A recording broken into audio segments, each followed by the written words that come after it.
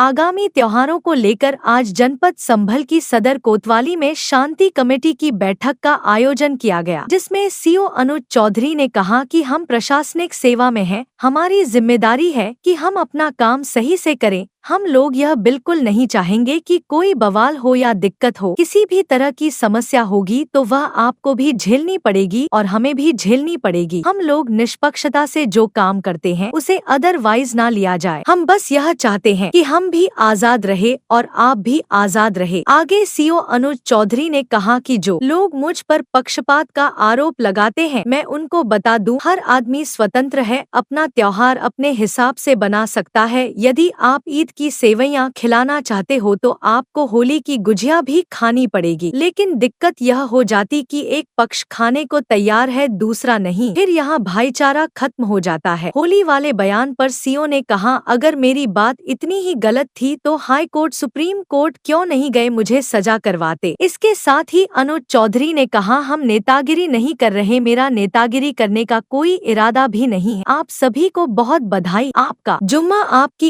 ईद बहुत अच्छे से गुजरेगी और रामनवमी भी अच्छे से होगी। हमारा पर्पज यह प्रशासन का कोई भी अधिकारी कोई भी ये नहीं चाहेगा हमारे रहते हुए कोई बवाल हो या कोई दिक्कत हो या किसी भी तरह की समस्या हो, वो आपको भी झेलनी पड़ेगी, वो हमें भी झेलनी पड़ेगी। और हमने निष्पक्षता से यदि हम काम करते हैं तो उसे उस तरह से ना लिया जा, उसमें कोई राजनीति ना करी जाए, क्योंकि हम राजनीति से बिल्कुल प्रेरित नहीं।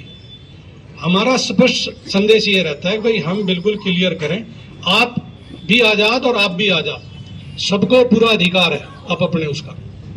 बहुत छोटी छोटी चीजों को लोग दूल देते हैं, मुद्दा बनाते हैं, हो सकता है उन्हें उसका फायदा मिलता हो, पर हमें उसका कोई फायदा नहीं। हमारा फायदा सिर्फ ये है कि हम त्योहार जो भी कोई भी चीज शांति से उसका निपटारा हो सके। संभल की परिस्थिति, जैसे अभी पहले मीटिंग हुई थी, संभल की परिस्थिति पहले तो आपको ये समझना होगा, उस दिन सब मीटिंग में सब लोग थे, तो वो परिस्थिति बिल्कुल अलग है।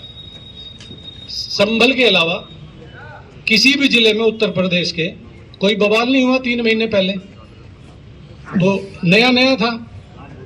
और यदि आप कोई आरोप या प्रत्यारोप करता है तो दंगे में कितने लोग थे, पर एक भी आदमी बिना एविडेंस के, बिना उसके नहीं जा रहा, क्योंकि नेम्ड तो 2500 है।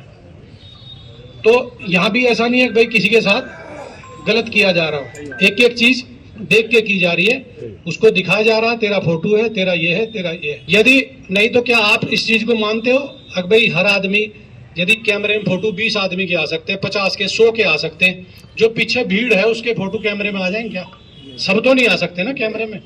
तो ऐसे कितने लोग हैं जो वहां थे, तो उसपे तो हमने तो ऐसा नहीं करा कि भाई आइडिया लगा के उठा के बंद कर दिया। सबका ध्यान रखा जा रहा है। और जो पक्षपात का जो आरोप लगाते हैं या जो भी लगा रहे हैं, हमारा मकसद ये है कि भाई हर आदमी स्वतंत्र है, वो अपने तरीके से अपने त्योहार को मनाने के लिए स्वतंत्र है। मैं उस चीज को दोबारा नहीं दोहराना चाहूंगा कि भाई मैंने क्या कहा था, पर किसी भी एक आदमी ने यदि मेरा वक्तव्य इतना गलत था तो वो उसे हाई कोर्ट में, सुप्रीम कोर्ट में क्यों चैलेंज नहीं किया, मुझे सजा करवाते। यदि मेरा वक्तव्य इतना गलत था, क्योंकि मैंने कुछ गलत, मतलब हर चीज दोनों धर्म के लिए बराबर बोली, और यही उद्देश्य रहता है हमेशा कि भाई हम अपने जहां हम रहे, हम वहां कोई इस तरह की शांति व्यवस्था भंग ना हो। तो आप सब विश्वास के साथ रहें, भाई ऐसा कोई किसी के साथ कुछ वो नहीं होगा, पर हर आदमी को अपना अपना अधिकार है। पर आप यदि ईद की सेवइयां खिलाना चाहते हो तो आपको गुजिया भी खानी पड़ेगी, ये गुजिया खाओ, हम ये सेवइयां, तो दोनों पक्ष खाओ। पर यहाँ गड़बड़ हो जाती है, जहाँ एक पक्ष खाने को तैयार, दूसरा खा नहीं रहा, तो यहाँ भाईचारा खत्म हो जा। हम स्पष्ट मतलब बोल रहे हैं या कुछ भी हो रहे, तो ये चीज नहीं है। हम नेतागिरी नहीं कर रहे ना, हमें नेतागिरी का हमारा कोई इरादा है कि हम नेतागिरी करेंगे। हर आदमी अब अपने तरीके से पेश कर रहा है, कौन कैसे पेश कर रहा है क्या नहीं। तो आप सबको मेरी तरफ से बहुत बहुत शुभकामनाएं। आपका जुम्मा और आपकी ईद बहुत अच्छे से गुजरेगी। इसी तरह रामनवमी भी है। सभी त्योहार हमें बहुत अच्छे से कराने हैं। संभल प्रशासन में जो हमारे सीनियर हैं, कप्तान साहब हैं, डीएम साहब हैं, और हमारे जितने उच्च अधिकारी हैं या शासन स्तर से, हमें सिर्फ सीधा निर्देश यही आता है कि भाई आप बिल्कुल शांति प्रिय होना चाहिए, कुछ यहाँ कुछ नहीं होना चाहिए। उसमें कोई ऐसा निर्देश नहीं आता कि हम वहाँ शांति भंग करें।